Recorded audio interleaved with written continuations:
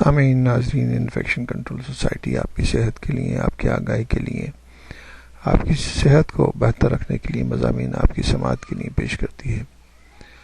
ہم آپ کو آئرن کے بارے میں بتانا چاہیں گے کہ آئرن کے استعمال کے کیا مسائل پیدا ہو سکتے ہیں۔ خون میں آئرن کی زیادتی کے خطرناک مسائل، جسے ہیموکرومیٹوسس کہا جاتا ہے، اس کی کیا وجوہات ہوتی ہیں اور کس طرح وہ انسانی زندگی میں مسائل پیدا کرتا ہے۔ ہیموکرومیٹوسس میں تھکاوٹ اور سستی کی مریض میں پیدا ہوتی ہے۔ تھکاوٹ اور سستی کی ایک وجہ یہ بھی ہو سکتی ہے کہ خون میں آئرن کی زیادتی ہو گئی ہے۔ ہمارے خون میں جتنے بھی اعضاء شامل ہوتے ہیں ان میں ایک توازن اور اعتدال ہونا چاہیے۔ اگر یہ اجزاء ضرورت سے کم ہوں تو ہم بیمار ہو جائیں گے، اور اگر ضرورت سے زیادہ ہوں تو بھی ہماری صحت خطرے سے دوچار ہو سکتی ہے۔ خون کا ایک اہم جز آئرن یا فولاد ہے۔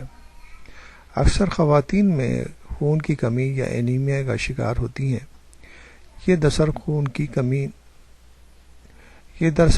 کی نہیں، خون کے اہم جز ہیموگلوبن کی کمی ہوتی ہے، جس کا فولاد یا آئرن ایک اہم عنصر ہے۔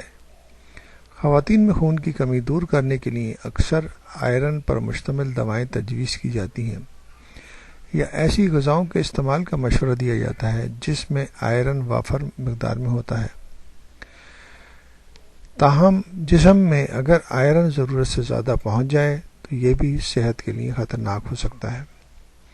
تو اس لیے ضروری ہے کہ اس مضمون سے آگاہی حاصل کر بے تحاشا آئرن لینے کی کوشش نہ کی جائے، اور ضرورت کے مطابق آئرن لیا جائے، آئرن کے کیپسول لیے جائیں، اور اس کے بارے میں اندازہ ہو کہ یہ صحت کے اوپر مضر اثرات پیدا کر رہے ہیں، تو اس کے لیے ضروری ہے کہ فوری طور پر ڈاکٹر سے مشورہ کریں تاکہ مزید مسائل پیدا نہ ہو سکیں۔